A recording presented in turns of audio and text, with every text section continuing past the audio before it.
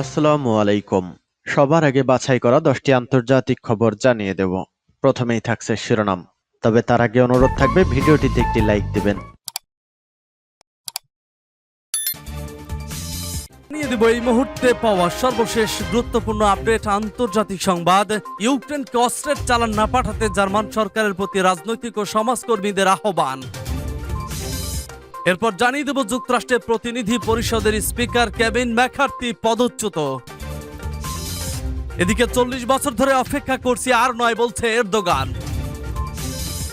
জানিয়ে দেব ভয়ঙ্কর শক্তি দেখালো ইরান, বিশাল অঞ্চল জুড়ে প্রায় 200 ড্রোনের মহড়া ইরানের। সর্বশেষ জানিয়ে দিব রাশিয়ার হুঁশিয়ারি উপেক্ষা করে আইসিসিতে যোগ দিচ্ছে আর্মেনিয়া। শুনছিলেন সংবাদ শিরোনাম, এখন বিস্তারিত। তবে তার আগে অনুরোধ থাকবে ভিডিওটিতে একটি লাইক এবং কমেন্টস করে জানিয়ে দিন এই ভিডিও সম্পর্কে আপনার মূল্যবান মতামত। ইউক্রেনকে অস্ত্র চালান না পাঠাতে জার্মান সরকারের প্রতি রাজনৈতিক ও সমাজকর্মীদের আহ্বান। রাশিয়ার বিরুদ্ধে যুদ্ধ করার জন্য ইউক্রেনের কাছে অস্ত্রের চালান না পাঠানোর জন্য জার্মান সরকারের প্রতি আহ্বান জানিয়েছেন দেশটির রাজনীতিবিদ ও সমাজকর্মীরা। গতকাল জার্মানির সংহতি দিবস উপলক্ষে বিভিন্ন রাজনৈতিক ও সামাজিক সাংস্কৃতিক সংগঠন সভা সমাবেশ সহ নানা অনুষ্ঠানের আয়োজন করে এবং ইউক্রেনে অস্ত্র না পাঠানোর জন্য সমাবেশ থেকে সরকারের প্রতি অনুরোধ জানানো হয়। তবে সরকারপন্থীরা সংহতি দিবস উপলক্ষে সভা সমাবেশ করছে। বিরোধীদের কয়েকটি সভা সমাবেশ থেকে চ্যালেঞ্জার ওলাফ শোলজের সরকারের বিরুদ্ধে ইউক্রেনপন্থী নীতি গ্রহণের সমালোচনা করা হয়েছে। সমাবেশকারীরা ইউক্রেনকে অস্ত্র দেওয়ার নীতি গ্রহণ এবং জার্মানিতে যে শরণার্থীর ঢল নেমেছে তার জন্য চ্যান্সেলর শোলজ সহ সরকারি কর্মকর্তাদের দায়ী করেন। এর মধ্যে ডানপন্থী অল্টারনেটিভ ফর জার্মানি পার্টি একটি সমাবেশ করে যাতে প্রায় 4000 মানুষ উপস্থিত ছিল। এ দলের সমাবেশ অনুষ্ঠিত হয় রাজধানী বার্লিনের লাস্ট গার্ডেন পার্কে। কোনো ধরনের অপ্রীতিকর ঘটনা ছাড়াই সমাবেশটি শেষ হয়, তবে সরকারের পন্থীদের সঙ্গে সামান্য কিছু তর্ক বিতর্ক হয়। সূত্র পার্টস টুডে। যুক্তরাষ্ট্রের প্রতিনিধি পরিষদের স্পিকার কেভিন ম্যাকার্থি পদচ্যুত।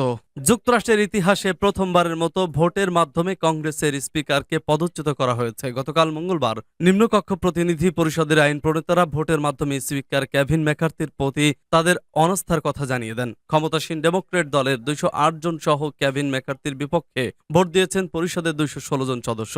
ম্যাকার্থির নিজ দল রিপাবলিকান পার্টির 8 জন সদস্য তার বিপক্ষে ভোট দেন। বিপরীতে তার প্রাপ্ত ভোট 210। যুক্তরাষ্ট্রের কেন্দ্রীয় সরকারের খরচ কমাতে যথাযথ পদক্ষেপ নিচ্ছেন না, এমন অভিযোগ গত সোমবার ডানপন্থী রিপাবলিকান আইন প্রণেতা ম্যাট গেটস কেভিন স্পিকার ম্যাকার্থিকে পদচ্যুত করার জন্য পরিষদে প্রস্তাব রাখেন। তিনি ফ্লোরিডা অঙ্গরাজ্য থেকে নির্বাচিত এবং ম্যাকার্থি বিরোধী হিসেবে পরিচিত।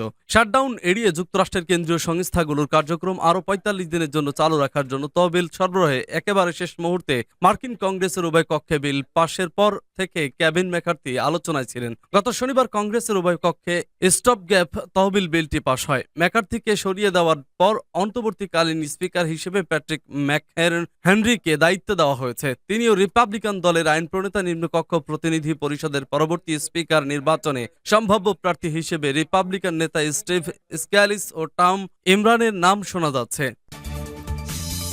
40 বছর ধরে অপেক্ষা করছি, আর নয় বলছে এরদোগান। ইউরোপের দেশগুলো শক্তিশালী অর্থনৈতিক জোট ইউরোপীয় ইউনিয়নে যোগ দিতে তুরস্ক 40 বছর ধরে অপেক্ষা করছে জানিয়ে দেশটির প্রেসিডেন্ট রিসেপ তাইপ এরদোগান বলেছেন আর অপেক্ষা নয়। তিনি বলেছেন ইউতে যোগ দিতে আর নতুন কোনো শর্ত বা দাবি তুরস্ক মেনে নেবে না। সোমবার তুরস্কের নতুন পার্লামেন্টের উদ্বোধনী অধিবেশনে দেওয়া এক ভাষণে প্রেসিডেন্ট এরদোগান বলেন, ইউরোপীয় ইউনিয়ন যোগ দিয়ে আমরা সব ধরনের অঙ্গীকার পূরণ করছি, কিন্তু তারা এখনো আমাদের জোটের অন্তর্ভুক্ত করেনি। এরদোগানের ক্ষোভের আরও একটা কারণ রয়েছে। গত বৃহস্পতিবার ইউরোপের মানবাধিকার আদালত এক রায়ে তুরস্কের নিষেধাজ্ঞা করেছে। 2016 সালের অভ্যুত্থানে ষড়যন্ত্রে জড়িত থাকায় তুরস্ক সম্প্রতি তাকে সাজা দিয়েছে। এরদোগান মনে করেন যুক্তরাষ্ট্রের আশকারায় ফতুল্লাহ গুলেনের অভ্যুত্থান চেষ্টার সঙ্গে ওই শিক্ষক জড়িত আছেন। এতদিন ইউরোপীয় ইউনিয়ন যোগ দিতে নরম সুরে কথা বললেও সাম্প্রতিক সময়ে সেই অবস্থান থেকে সরে এসেছে তুরস্ক। এর আগে এরদোগান বলেছিলেন বিশ্বাসঘাতকদের এই দলের বিরুদ্ধে লড়াইয়ে পিছু পা হবে না। বিশাল অঞ্চল জুড়ে প্রায় 200 ড্রোনের মহড়া ইরানের। দেশের বিশাল অঞ্চল জুড়ে বড় আকারের ড্রোন মহড়া চালিয়েছে ইরানি সেনাবাহিনী। মহড়ায় অত্যাধুনিক গোয়েন্দা ও যুদ্ধ ড্রোন অংশগ্রহণ করেছে। ইরানের সেনাবাহিনীর উপ সমন্বয়ক রিয়ার অ্যাডমিরাল হাবিবুল্লাহ সাইয়েরি মঙ্গলবার এ তথ্য জানিয়েছেন। তিনি বলেছেন, ওমান সাগর ও পারস্য উপসাগর এবং দেশের চার মাথা ও মধ্যাঞ্চলে অনুষ্ঠিত এই মহড়ায় প্রায় 200 ড্রোন অংশগ্রহণ করেছে। সাইয়েরি বলেন, ইরানের সেনা, নৌ ও বিমান বাহিনী এবং আকাশ প্রতিরক্ষা বাহিনীর গোয়েন্দা ড্রোনগুলো মহড়ার প্রথম দিনে সাফল্যের সঙ্গে তাদের গোয়েন্দা তৎপরতা ও টহল কার্যক্রম পরিচালনা করেছে। অ্যাডমিরাল সাইয়েরি জানান, মহড়ার প্রথম দিনে দেশের বিভিন্ন অঞ্চল থেকে যেসব ড্রোন আকাশ ওড়ানো হয় সেগুলোর মধ্যে রয়েছে চরমোরস, ইয়াসির, সাদেক, পেলিকান, আবাবিল 3, আবাবিল 4, আবাবিল 5, ইয়াজদান, কামান 12, কামান 19 এবং মহাজার 6। তিনি বলেন, ড্রোনগুলো দেশের সীমান্ত পর্যবেক্ষণ করেছে এবং মহড়ার সাধারণ অঞ্চলের পাশাপাশি আন্তর্জাতিক পানি সীমায় মনোনীত লক্ষ্যবস্তুগুলো চিহ্নিত করেছে। ইরানের এই সেনা কমান্ডার বলেন, তার দেশের সামরিক বাহিনী সম্পূর্ণ নিজস্ব প্রযুক্তিতে যেসব উন্নত ও অত্যাধুনিক ড্রোন নির্মাণ করেছে, মঙ্গলবারের মহড়ায় তার সামান্য একটু অংশ প্রদর্শিত হয়েছে। সাম্প্রতিক বছরগুলোতে ইরান ড্রোন শিল্পে দারুণ উন্নতি করেছে। সূত্র প্রেস টিভি। রাশিয়ার হুঁশিয়ারি উপেক্ষা করে আইসিসিতে যোগ দিচ্ছে আর্মেনিয়া। রাশিয়ার হুঁশিয়ারি উপেক্ষা করে আন্তর্জাতিক অপরাধ আদালত বা আইসিসিতে যোগ দিচ্ছে আর্মেনিয়া। আর্মেনিয়া সংসদে এরই মধ্যে আইসিসি প্রতিষ্ঠা সংক্রান্ত রোম সংবিধি অনুমোদন করেছে। এর মাধ্যমে রাশিয়াকে বুড়ো আঙুল দেখিয়ে নেদারল্যান্ডসের হেগে ভিত্তিক আইসিসিতে যুক্ত হওয়ার সিদ্ধান্ত নিল আর্মেনিয়া।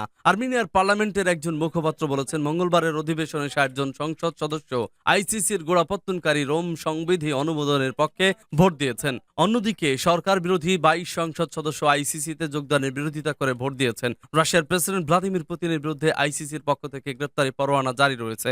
ইউক্রেনে বিশেষ সামরিক অভিযানের সময় যুদ্ধাপরাধ দায়ে পুতিনের বিরুদ্ধে ওই পরোয়ানা জারি করে আন্তর্জাতিক অপরাধ আদালত। আর্মেনিয়ার এই পদক্ষেপকে ভুল সিদ্ধান্ত আখ্যা দিয়েছে রাশিয়া। মঙ্গলবার ক্রেমলিনের মুখপাত্র দিমিত্রি পেসকভ বলেছেন, আমরা চাই না প্রেসিডেন্ট কোনো কারণে আর্মেনিয়ার সফর প্রত্যাখ্যান করুক। আর্মেনিয়া আমাদের মিত্র, একটি বন্ধুপূর্ণ দেশ, আমাদের অংশীদার। কিন্তু একই সাথে আর্মেনিয়ার বর্তমান নেতৃত্বের জন্য আমাদের অতিরিক্ত প্রশ্ন থাকবে। আমরা এখনো বিশ্বাস করি এটি একটি ভুল সিদ্ধান্ত। এর আগে গত সপ্তাহে ক্রেমলিন আইসিসির সঙ্গে চুক্তি স্বাক্ষরের ব্যাপারে আর্মেনিয়াকে সতর্ক করে দিয়ে বলেছিল যে এর ফলে দুদেশের সম্পর্কে যে ফাটল সৃষ্টি হয়েছে তা আরো গভীর হবে। ক্রেমলিনের মুখপাত্র দিমিত্রি পেসকভ সে সময় বলেন, আইসিসির পক্ষ থেকে যখন প্রেসিডেন্ট পুতিনের বিরুদ্ধে গ্রেপ্তারি পরোয়ানা জারি রয়েছে, তখন ওই আদালতে যুক্ত হওয়ার আর্মেনীয় পদক্ষেপ হবে রাশিয়ার বিরুদ্ধে চরম বিদ্বেষ আচরণ। পেসকভ বলেন, আর্মেনিয়া ভালো করে জানে যে আমরা রোম সংবিধিতে স্বাক্ষর করিনি, আর ওই সংবিধির আওতায় কি কঠিন সিদ্ধান্ত গ্রহণ করা হয়েছে তাও আর্মেনিয়ার অজানা নয়। ইউক্রেন যুদ্ধকে কেন্দ্র করে আর্মেনিয়ার সঙ্গে রাশিয়ার সম্পর্কে উত্তেজনা বিরাজ করছে।